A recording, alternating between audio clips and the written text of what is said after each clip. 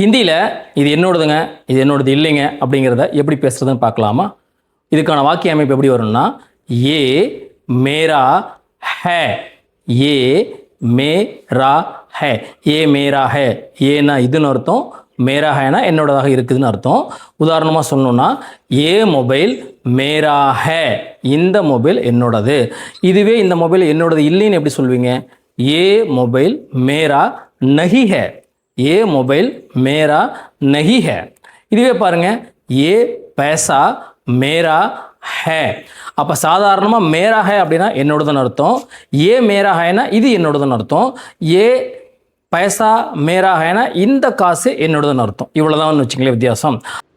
அடுத்தது என்னுடைய பையன் அப்படின்னா மேரா பேட்டா, ஏ மேரா பேட்டா ஹே, இவன் என் பையன் அப்படின்னு சொல்கிறோம். இதுவே பார்த்தீங்கன்னா என்னுடைய பொண்ணுங்கிறப்ப மேராக்கு பதிலாக மேரி, மேரி அப்படின்னு வரணும். பெண்களை குறித்து நம்ம பேசும்பொழுது மேரி மா, என்னுடைய அம்மா, எங்கள் அக்கா மேரி தீதி, என் பொண்ணு மேரி பேட்டி அப்படின்னு சொல்லணும். அப்போ மேராக்கு பதிலாக மேரின்னு வரும். இவ்வளோதானுங்க. இப்போ வியூவர்ஸ், உங்களுக்கான கேள்வி, என் பையன் அங்கே இல்லை அப்படிங்கிறத ஹிந்தியில் என்னென்னு தெரிஞ்சால் கமெண்ட் பண்ணுங்கள் பார்க்கலாம்.